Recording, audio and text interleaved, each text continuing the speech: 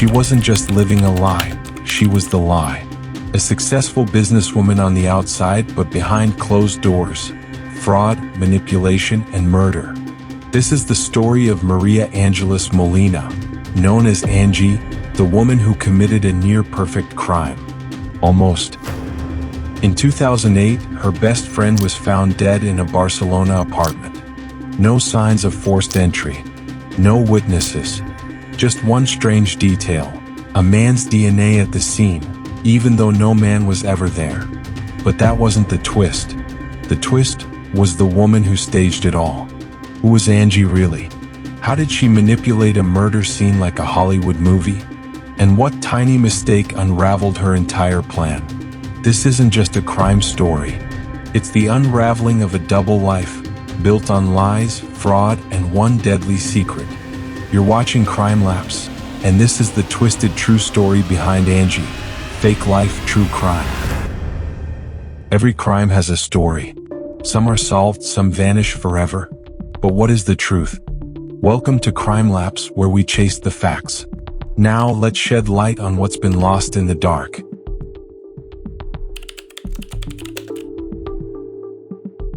February 21, 2008. Barcelona. It was supposed to be a normal Thursday. Ana María Páez Capitan, a 36-year-old fashion designer, had plans that evening, dinner with a friend. But she never came home. At 9:20 the next morning, a cleaning lady opened the door of a rented apartment in the quiet district of Gracia. She stepped inside and stopped cold. On the floor was a naked body. A woman, face covered in a plastic bag, her wrists tied, her mouth taped shut. It was Ana Páez. At first glance, police thought they'd walked into a bizarre sex crime. There were traces of semen found in her mouth and genitals. But the signs didn't add up. There was no evidence of a struggle, no signs of consent, and no sign that Ana had even fought back. And here's where it gets stranger. The semen came from two different men, and neither of them had ever met Ana Páez. Detectives realized something quickly. This wasn't a sex game gone wrong. It was staged, deliberately. According to the coroner, Ana was likely sedated before being suffocated. No alcohol. No drugs in her system. No resistance marks. Just stillness. This wasn't accidental. This was execution. Police now had a staged crime scene, a mysterious alibi, and a dead woman with a complicated past. But who would kill her and why? Investigators traced Ana's final moments. She had dinner that night with Angi. María Ángeles Molina, known to friends as Angi, was a close friend and former employer. A woman with charm, elegance, and secrets. Ana had no known enemies, no dangerous habits, no risky lifestyle. But in the weeks before her death, she confided in a few close friends. She said Angi had been off, controlling, paranoid. Ana had recently learned that loans and insurance policies had been opened in her name, but she had no idea how or by whom. The day after her murder, someone walked into a bank, wearing a wig, using Ana's ID. That person was caught on security footage. It was Angi.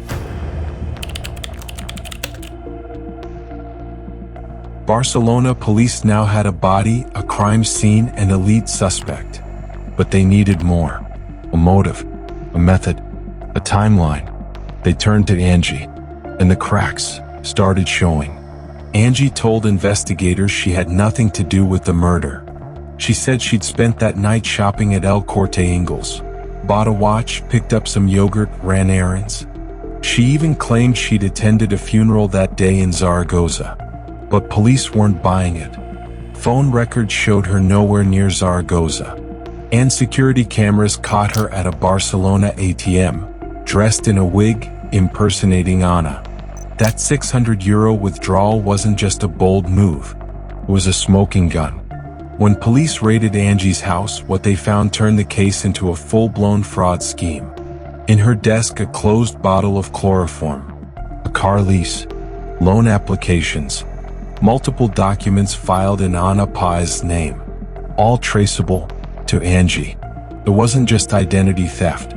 It was premeditation. Angi had impersonated Anna to open life insurance policies totaling nearly 1 million euros. And then she tried to cash in. But here's where things get really chilling. That semen found on Anna? It wasn't from a sexual encounter. It had been planted. Police traced it to a gay brothel in Barcelona. Angi had reportedly paid 2 men to ejaculate into containers.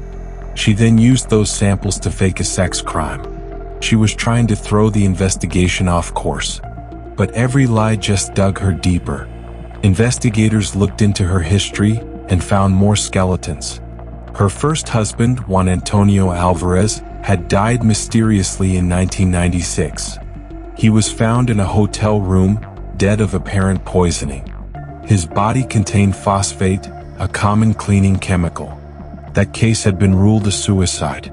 But now, it looked suspicious, especially since Angi inherited nearly 2 million euros after his death. The pattern was becoming clear. Fake identities, fake documents, life insurance policies, sudden deaths. This wasn't just a friend gone rogue. This was a con artist, a manipulator, a murderer. María Ángeles Molina had built her life on lies. But Ana Páez's murder was the one lie she couldn't cover up. The trial, the sentence, and the unanswered question: could she have killed before? She was elegant, educated, a businesswoman, a wife, a mother. But behind the polished facade, Angi was living a lie, a double life. To the world, Angi was a successful entrepreneur in Barcelona's fashion scene. She owned a boutique, mingled with the elite, and mentored young designers like Ana Páez. But beneath the surface, she was orchestrating a web of deceit. Angi had a talent for impersonation. She assumed multiple identities, forged documents, and manipulated systems to her advantage. She opened bank accounts, secured loans, and took out life insurance policies, all under false pretenses. And Ana Páez wasn't her first victim. On a quiet day in October 1996, one was found dead in a hotel room in Barcelona. A bottle of pills was nearby. The cause of death: overdose by poisoning. Authorities ruled it a suicide. There was no autopsy, no second opinion, just closure. When Ana Páez's case reopened questions about Angi's past, detectives went digging, literally and figuratively. They unearthed the old reports, the insurance policies, the life Angi had after Juan's death. It turns out, within just months of Juan's sudden passing, Angi had collected nearly 2 million euros in life insurance payouts, spread across multiple policies. Juan's family had raised concerns at the time. They said he had no history of mental health issues, no reason to end his life. They believed something was wrong, but without evidence, the case was closed. In these types of killers, a profiler noted, the weapon isn't a knife or a gun. It's trust. And Angi was a master at using trust to destroy lives. While prosecutors couldn't reopen Juan's case formally due to the statute of limitations, they used his death to paint a broader picture of Angi during her trial for Anna's murder. Angi's life was a series of calculated moves. She built trust, exploited relationships, and eliminated those who threatened her schemes. Experts describe Angi as a narcissist with sociopathic tendencies. She lacked empathy, manipulated others with ease, and showed no remorse for her actions. Her crimes were not crimes of passion. They were meticulously planned operations.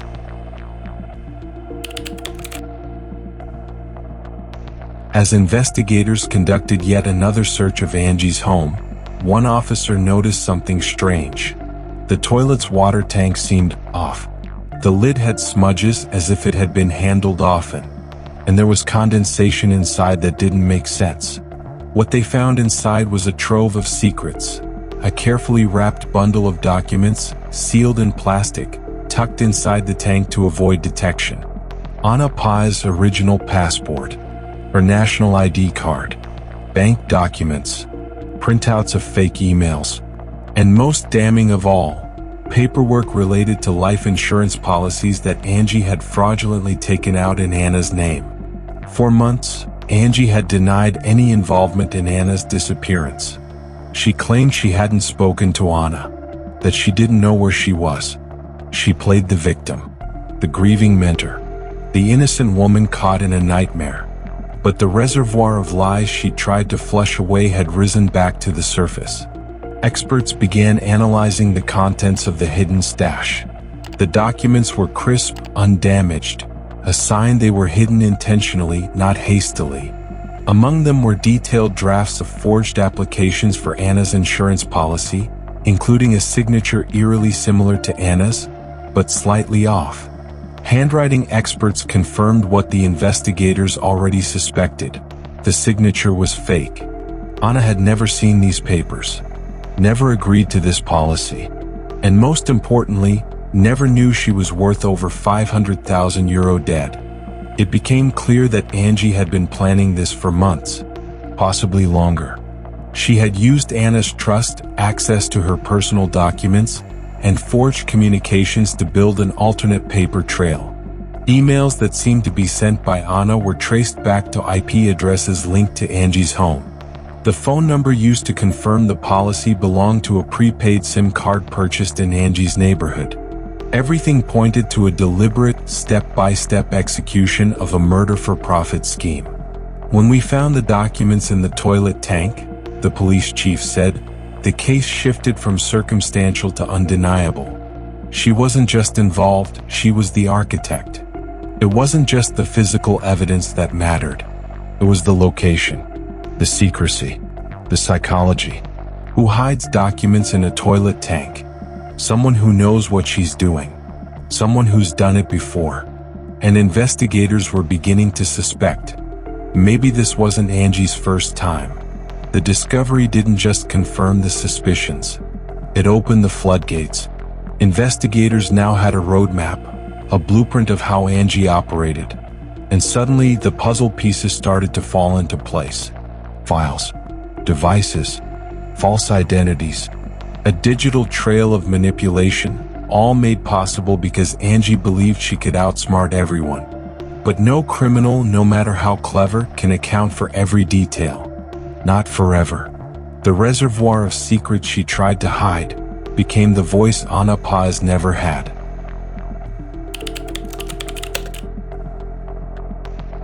After years of questions, investigations, and disturbing discoveries, Angi's trial began in 2012. Held in a courtroom in Seville, it wasn't just about one woman's death. It was about a calculated system of deception, manipulation, and murder for profit. Angi stood accused of premeditated murder, insurance fraud, identity theft, document falsification, and what prosecutors revealed in court stunned even the most seasoned journalists. They started with the emotional core of the case, the victim, Páez, a bright, trusting woman with dreams of building her future, cut down in her prime by someone she thought was her mentor, her friend. Prosecutors walked the jury through every detail, the fake insurance policies, the forged signatures, and of course the hidden documents discovered inside Angi's toilet tank.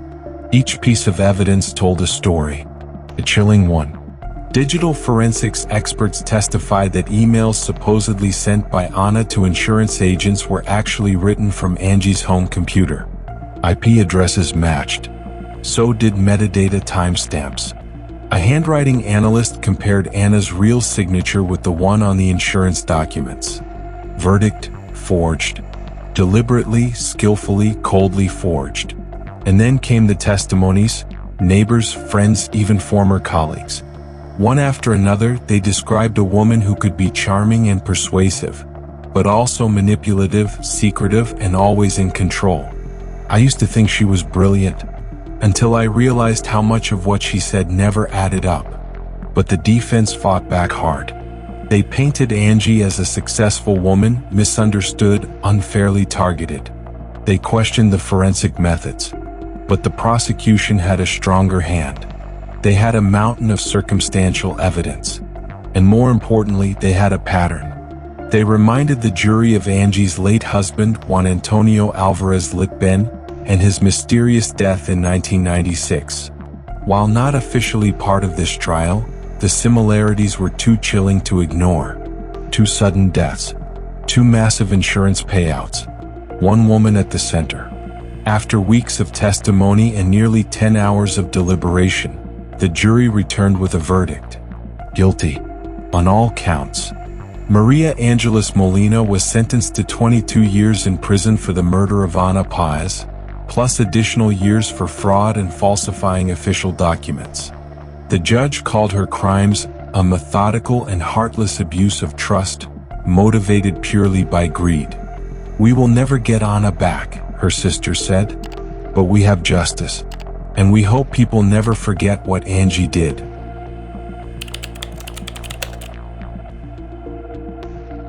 The Angi case wasn't just about a murder, it was about how easy it is to hide behind a mask. Angi was a lawyer, a mother, a respected figure.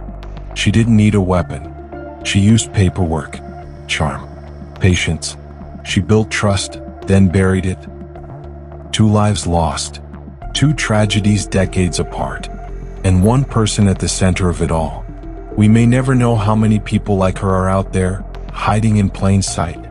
But we do know this: Ana's story matters. Not because it's dramatic, not because it made headlines, but because it reminds us that evil doesn't always look evil. Sometimes it looks like a mentor, a friend, a neighbor, a woman with a good job and a calm smile. Justice is not about how loud the truth is. It's about who's willing to listen. This was the story of María Ángeles Molina, the fake life, the true crime, and the one woman who almost got away with it all. The truth always rises to the surface, but sometimes when you least expect it. If this story made you think, don't forget to subscribe, like, and turn on notifications. See you in the next case. Stay safe.